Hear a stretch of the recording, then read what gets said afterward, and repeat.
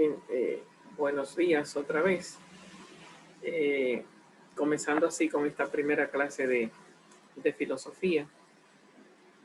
Una primera pregunta que se hacen los alumnos es cómo yo voy a pasar la nota. Siempre hacen la pregunta, profe, ¿y cómo es su método, el método de evaluación? Bueno, entonces para evaluar yo me voy a valer de 3 notas. Recuerden que todo esto tiene el problema de ser nuevo, en el ámbito de la virtualidad. Entonces, estoy aprendiendo también a pasar la nota virtualmente. Pero el juego es este, 30, 30 y 40. Digo 30, 30 y 40 porque la asistencia de ustedes a mis clases sería valorada por 30 puntos. Se supone que el solo pase de lista, con el hecho de que ustedes no hayan faltado ni una vez, ya con eso se cubre el primer parcial. Que repito, como la clase de ustedes se supone que es a las 10, hay algunos que tal vez no puedan entrar, entonces tendrán que hacerlo vía video, vía trabajo y vía exámenes. Entonces tendré que encontrar otra forma de evaluarle la asistencia a los que no puedan estar conmigo a las 9. Los que están acá, pues tienen la ventaja de que con solo estar presente, pues ya se llevan esos 30 puntos sin mucha investigación. Entonces, después viene 30 puntos de trabajo y 40 puntos de examen final, que ya sería al final que buscaremos la forma de cómo hacer esa evaluación. El trabajo final que tienen que entregar ya se le dirá más o menos cuando la UAS ponga la fecha de entrega de parciales. Será, creo que para la fecha de segundo parcial, no sé si para el primero, lo veremos en el camino. Es cuestión de coger una de mis clases, ver cuál es la pregunta que el profesor está manejando y cuál es la respuesta que da el profesor. Siempre doy clase en ese método, preguntas-respuestas. Siempre me voy haciendo preguntas y voy diciendo las respuestas. Es mi forma de dar la clase. Entonces usted tiene que tener la capacidad de ver cuál es la pregunta, escribirla y ver cuál es la respuesta que da el profesor, resumirla. Y esa misma pregunta, ir a buscarle respuesta en otros autores, en otros libros, en internet, en libros de filosofía, en enciclopedias. ¿Qué usted encontró de esa pregunta que el profesor está respondiendo? ¿Y qué dice? Si lo que dice es lo mismo que el profesor, si está en contra de lo que dijo el profesor, o más o menos van iguales, entonces usted tiene que darme una hojita lo que dijo el profesor, una hojita lo que usted investigó y otra hojita lo que usted, la posición suya, qué yo pienso, qué usted piensa, poniendo a pelear lo que dice el profesor y lo que dice su investigación. Entonces también usted da una respuesta. Ahí tendrían 3 hojitas promedio. Y lógicamente a eso hay que hacerle una introducción y una conclusión. Eso le vale 30 puntos, ese trabajito.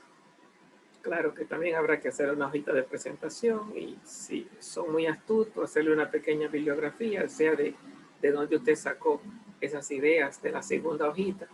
Entonces, en conclusión, el trabajo que cuesta 30 puntos es las preguntas de una clase que hace el profesor y la respuesta que da. La respuesta que usted encuentra a esa pregunta fuera de lo que dijo el profesor y la posición que usted tiene, con una introducción y con una conclusión. Eso se le va a valorar por 30 puntos. Y al final, cuando termine la materia, pues entonces se le pasará un examencito que va a valer 40 puntos, que me va a abarcar todo el proceso de clase que hemos ido dando.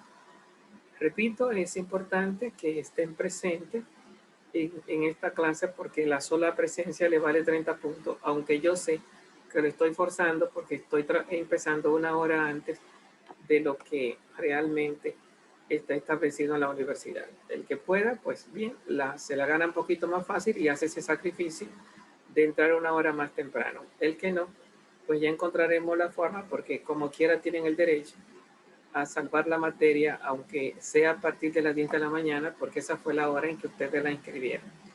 Entonces yo tendré que encontrar la forma de ver cómo incluir a ese grupo. Bien, entonces comencemos con nuestro primer tema, ¿verdad? La primera pregunta que yo he trabajado en esta materia, en los otros cursos, viene siendo la pregunta por la misma palabra filosofía, ¿verdad? Se titula algo así como panorámica. Panorámica sobre la filosofía o visión conceptual de lo que es la filosofía.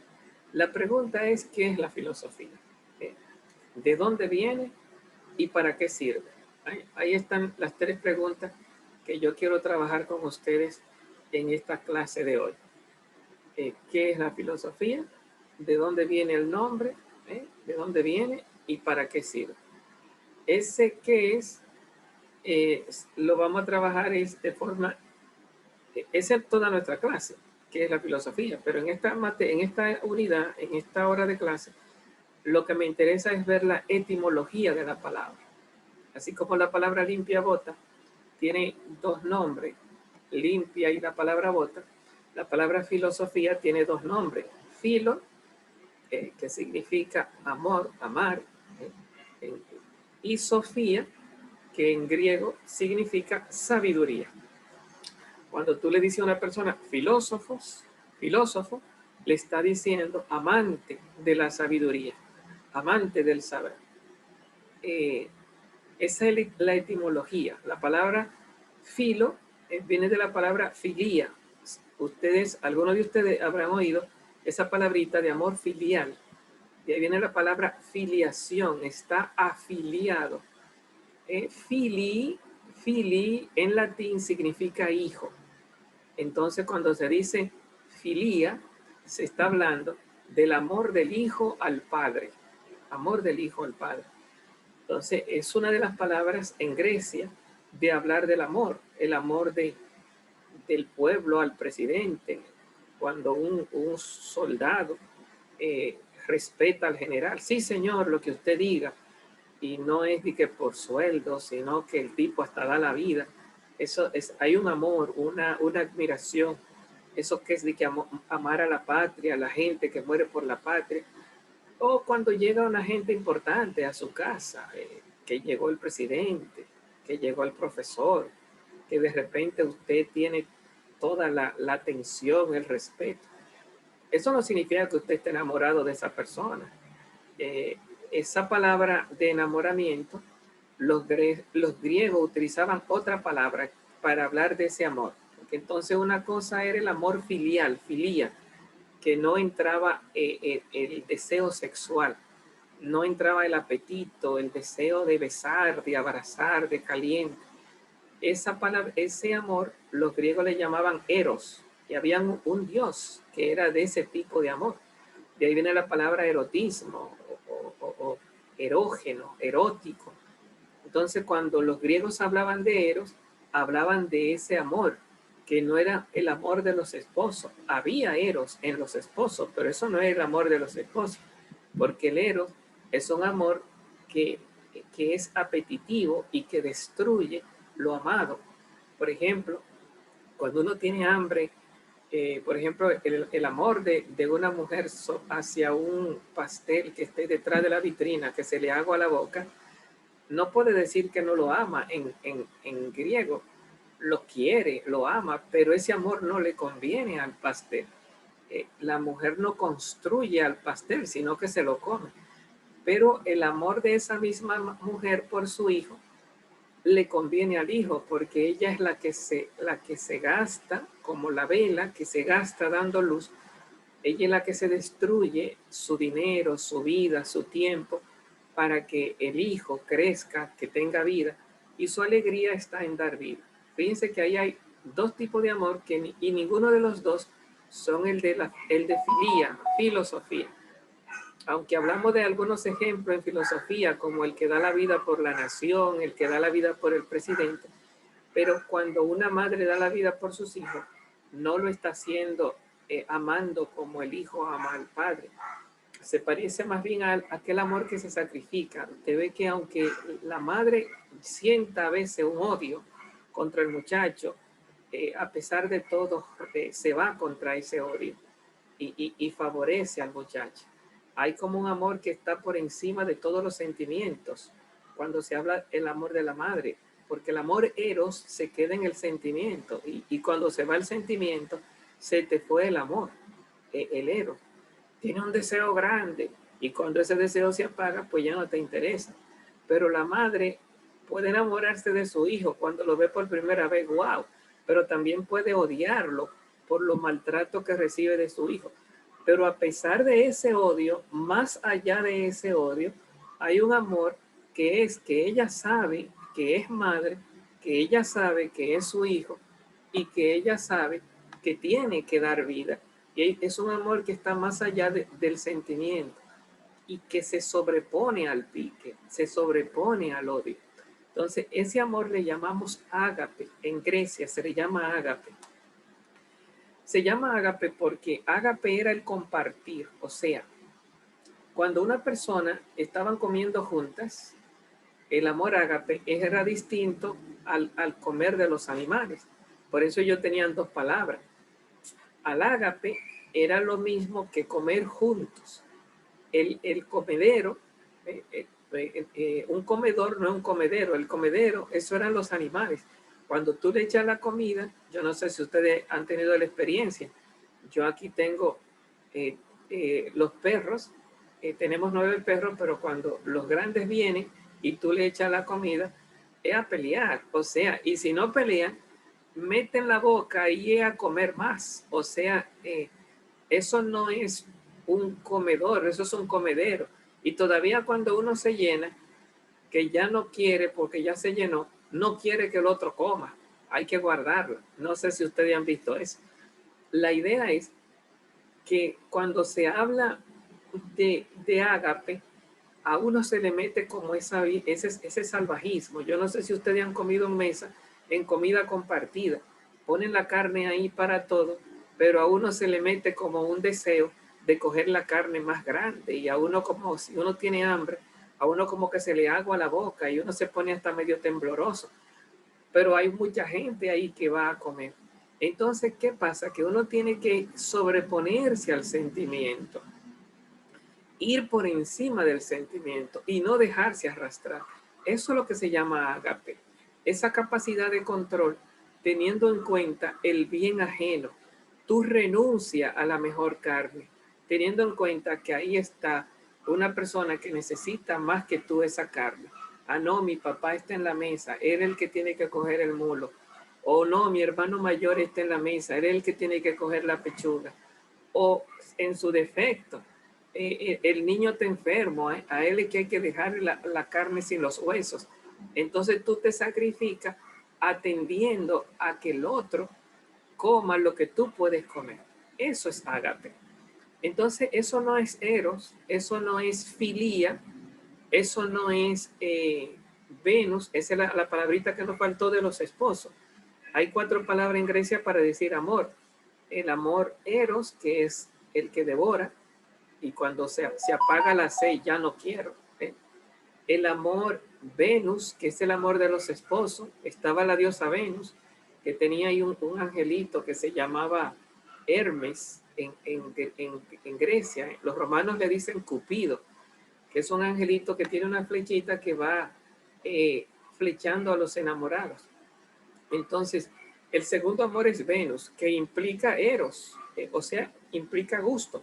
Pero más allá de ese gusto, implica un dar la vida por esa persona y comprometerlo todo con esa persona. Está el amor ágape, que ya lo hemos señalado, que es sacrificar uno sus propios deseos, sus propios sentimientos, para que los otros estén bien. Se parece en el cristianismo al amor de Cristo, que da la vida por la humanidad. Él se sacrifica matando en él las cosas malas que somos y nos da la vida buena, la vida nueva, la vida del Espíritu Santo que viene del cielo. Y por último, lo pongo por último porque es el que estamos explicando. El amor filía, que es filial, que viene de hijo, y que es de respeto, devoción de lo pequeño a lo grande, ¿no? Devoción de lo pequeño a lo grande. Llegó el presidente, es mi papá, llegó fulano de tal. Entonces, esa especie de veneración es lo que siente un alumno por su propia carrera, ¿verdad? Quiero ser médico, quiero ser abogado. Y tú ves que el muchacho sacrifica toda una vida, toda su juventud, 4 años de estudio, todos los días trabajando para pagar esas clases y pagando dinero para pagar pasaje en su caso, aunque eso parece que se está perdiendo ahora con la pandemia, pagando la universidad, pagando a profesores, cogiendo exámenes, dedica toda una vida amando un sueño. Ese amor por ese sueño, eso es lo que se llama filía. Filo, eh, claro, ya sería filoprofesión, algo así, el amor que tú estás amando. Pero en Grecia era filosofía, amor al saber, amor al conocimiento. Entonces, cuando hablamos de filosofía, estamos hablando de amor a la sabiduría. Con eso quedó respondida nuestra primera pregunta, ¿no? ¿Qué significa la palabra filosofía? Significa amor a la sabiduría. Y amor viene de las 4 palabras griegas de decir amor. La otra pregunta que nos poníamos, ¿de dónde viene? ¿De dónde viene la palabra filosofía? Viene de un filósofo amigo de ustedes en matemática que se llama Pitágoras. Ustedes lo han oído como el teorema de Pitágoras. Pitágoras no solamente fue un matemático de triángulos y de geometría, tiene el famoso triángulo del ojo de Dios, ese triángulo que ustedes lo han visto, él capaz de ver todos los secretos de la naturaleza. Él creó una forma de vida que se convirtió en una religión, porque él hablaba incluso de la reencarnación de las almas.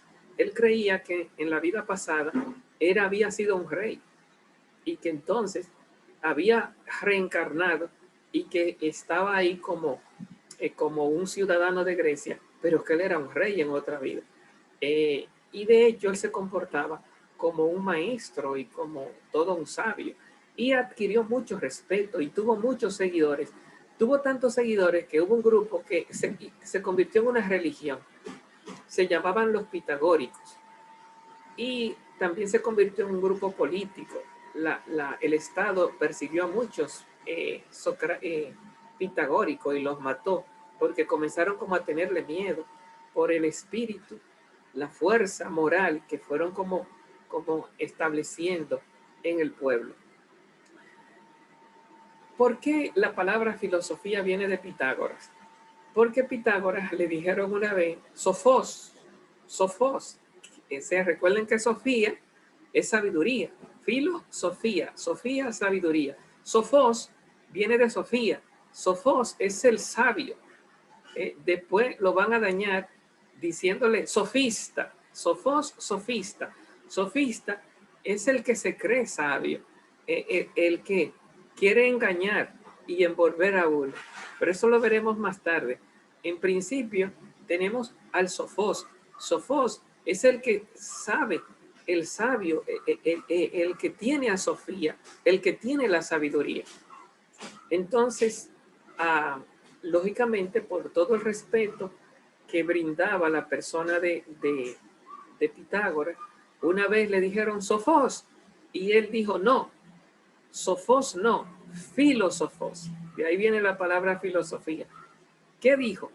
En griego dijo no, sabio no, amante de la sabiduría, amante del saber. ¿Y qué quería decir con eso? Que la sabiduría filosófica, el conocimiento nunca se tiene, sino que uno se va acercando, pero que siempre se va como escapando.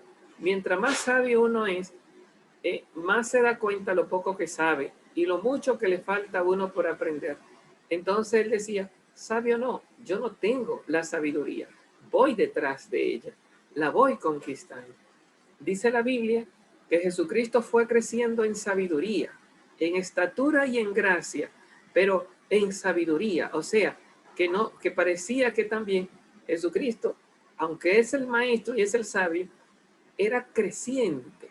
Y en tanto que creciente, le cabe la palabra amante del saber, buscador de una riqueza, buscador de una riqueza, de un amor que siempre, como le pertenece a otro, el Padre, buscado por Jesucristo, todavía cuando Jesucristo está muriendo, está buscando, diciendo, Padre, en tu mano encomiendo mi espíritu, lanzándose al otro, buscando al otro. De ahí que el ser humano tiene una necesaria, es un ser que necesita ser amado, aun cuando está muriendo. Padre, en tu mano encomiendo mi espíritu. Necesita siempre encontrarse en una fuerza que le dé vida o que le dé amor o que lo saque del infierno, porque el infierno es no ser amado. Por eso tal vez el primer mandamiento de la Biblia es ama a Dios con toda la mente, con todo el corazón, con todo el alma, pero ese no es el verdadero secreto. El secreto es que cuando tú amas a Dios, descubre que Dios te ama. El verdadero secreto es que cuando tú cumples el mandamiento, buscando a Dios, Dios te encuentra amándote a ti. Entonces, más que tú amar a Dios, es que lo busques, porque en la medida que tú lo encuentras, Él te ama a ti y tú sales del infierno. Porque lo peor es vivir en la tragedia de la soledad, el sinsentido, el abandono. Por eso Jesucristo, aunque estaba en la cruz, asesinado, asqueroseado, traicionado, clavado, desnudado, como quiera, hay en Jesucristo un ánimo que viene de otro lado, una tranquilidad que viene de otro lado y una esperanza de un amor más grande que todo el odio que estaba recibiendo. Ese Padre, perdónalos, se apoya en esa otra palabra. Padre, en tus manos encomiendo mi espíritu. Es aquel que se abandona en la mano del Padre y se siente amado y es sacado del infierno con la resurrección. Bueno, nuestra clase no es de teología, pero la palabra filosofía es el estar buscando, el estar buscando. No podemos dejar de buscar. El sabio era un buscador, era una especie como de religión, era una forma de perseguir. Por eso los sabios nunca abandonaban al maestro, se llamaban discípulos, eran seguidores hasta la muerte. Nosotros somos los que ya salimos de la universidad y digo, yo me maté trabajando, estudiando, buscando libros y ya yo creo que yo soy el Papa Upa y que a mí hay que obedecerme. Los verdaderos sabios siempre fueron buscadores, siempre se sintieron que no tenían la sabiduría. Y de ahí viene la palabra filosofía, de ese espíritu de búsqueda sin nunca llenarse, sin nunca haber encontrado, y viene de Pitágoras. Bueno, entonces con eso hemos respondido dos preguntas. Una de ellas, ¿qué significa amor a la sabiduría? De las 4 palabritas que significan amor. Y otra de ellas es, ¿de dónde vino? Di 2 respuestas a esa de dónde vino. Una viene de Pitágoras, cuando le dijeron Sofos, que él dice, no, Sofos no, filósofos. Y la otra respuesta que dije fue, viene de que la sabiduría no es un tener el conocimiento, sino ir detrás de él. Es un seguimiento, estar en búsqueda. Entonces, cuando el ser humano deja de estar en búsqueda, es como un río que se detiene, que en ese momento las aguas comienzan a dañarse y a podrirse. En vez de ser una persona fresca, buscadora de vida, buscadora del amor de Dios, buscadora de la sabiduría, se convierte en una fuerza que el odio llena, ocupa el corazón, la mente se ocupa por una mentalidad de chisme, de conflicto, de problema. ¿Por qué? Porque la mente no está llena del Señor de la paz, sino que está llena de la búsqueda de placeres, de gusto, de salvar la vida. Entonces dañamos lo que es nuestra vida. Y por último, antes de que se nos acabe el tiempo, la última pregunta que queremos responder en esta materia es, la palabra filosofía, ¿para qué sirve? ¿Para qué sirve? Fíjense que uno dice, bueno, yo sé para qué sirve ser médico. nos morimos todos de enfermedad si se nos acaban los médicos. Sé para qué sirve el ser abogado. Florecerá la injusticia, el robo, la rapiña, el hurto, el atraco, si no hay policía, si no hay abogados que defiendan cuando ante el engaño. Si no hay ingeniero, no podremos hacer caminos, carreteras, edificios. Toda esa gente es importante, pero y la pregunta, ¿y un filósofo para qué sirve? ¿A qué se dedica? Yo que estudié 4 años de filosofía, ¿para qué sirve eso? Bueno, la filosofía no es utilitaria, de que mira, está construyendo un edificio, mira, está sanando a una persona. La filosofía es reflexiva. El filósofo es aquel que piensa buscando el sentido del universo, el sentido de la existencia. ¿De dónde viene el mundo? ¿Para qué sirve mi vida? ¿Estoy yo viviendo una vida de acuerdo a cómo debo vivirla? ¿Por qué yo nací en vez de no nacer? ¿Por qué estoy viviendo en esta época? ¿Por qué tengo estos padres cuando yo no los elegí? Entonces yo me encuentro conmigo mismo como he trallado en mis propias manos. Así dice Martin Heidegger, que tú te encuentras contigo mismo con la responsabilidad de tener que vivir tu vida. Tiene que comer, tiene que vestirte, tiene que buscar trabajo, tiene que... Entonces, ¿por qué tú tienes que vivir una vida que tú no has elegido? ¿Por qué tú tienes que trabajar una vida que tú no has decidido trabajarla? ¿Por qué tienes que cuidar una vida que tú no has pedido?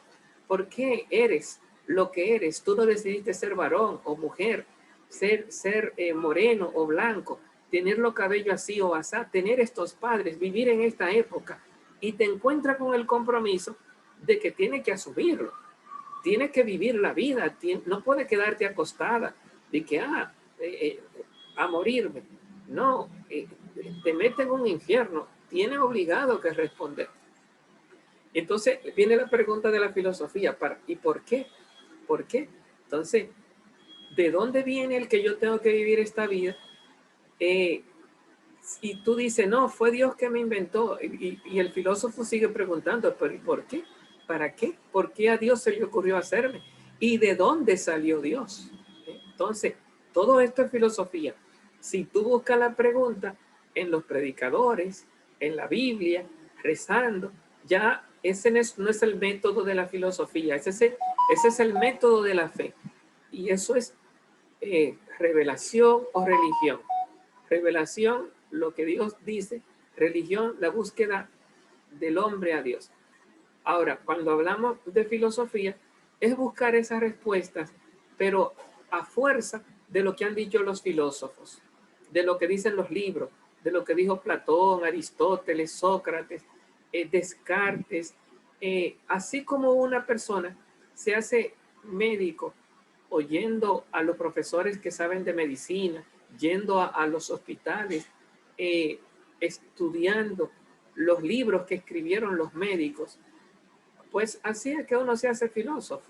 Así como los abogados se hacen abogados, oyendo profesores que son abogados, leyendo libros que escribieron abogados, yendo a los tribunales, viendo cómo los abogados pelean. Así es que uno se hace filósofo, oyendo a los otros filósofos, que los profesores que son filósofos, estudiando los libros que escribieron los filósofos y pensando. Ese es el trabajo de un filósofo, pensar la vida que estamos viviendo. ¿Qué sentido tiene vivir? ¿Qué sentido tiene morir? ¿Por qué hay guerra? ¿Por qué Dios permite todo esto? ¿Quién es Dios? ¿Dónde está Dios? ¿Qué piensa Dios? Si todo esto tú lo buscas en lo que han dicho los filósofos, lo que han pensado, y tú lo buscas seriamente, más allá de lo que dice un predicador, que también tiene su ayuda, pero tiene su ayuda desde la fe, porque la fe entra por el oído y por la oración, y es el Espíritu Santo. La filosofía es una profesión, es un trabajo mental, de reflexión, de búsqueda, de sentido y de conocimiento de todo lo que acontece en esta vida y en nuestra vida. Bueno, ya nos quedan solo 4 minutitos. El tiempo se nos está acabando antes de que se nos cierre. Para iniciar nuestra clase creo que es suficiente por hoy. Esto es lo que he compartido con los otros grupos, estas 3 preguntas. Ya hemos respondido 3 preguntas más la primera, que es cómo vamos a dar la evaluación o el examen. Cualquiera que haya entrado tarde puede entrar a la plataforma. Intentaré mandarle también este video por WhatsApp, no inmediatamente. Yo tengo mi canal en YouTube, allí también lo pueden encontrar, pero yo primero lo bajo a YouTube y después intentaré hacérselo llegar, tanto a la plataforma de la UAS como al WhatsApp, y mantenernos siempre en contacto. Bueno, como faltan ahí unos 3 minutos, hay oportunidad para uno de ustedes si quiere hacer alguna pregunta, es el momento. Tenemos a 16. Si hay alguna pregunta o alguna inquietud.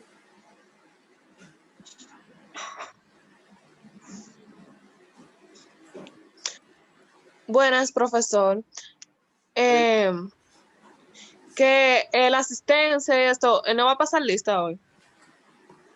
Hoy no, porque todavía no he aprendido cómo pasarla en UAS virtual. Para pasarla habría que subir allá, serían 2 juegos. Subir allá, pasarla y después venir aquí a Zoom. Serían 2 juegos, pero todavía no he aprendido a pasarla. Tengo que trabajar eso. Pero claro que la lista es una de la forma de yo tomar nota.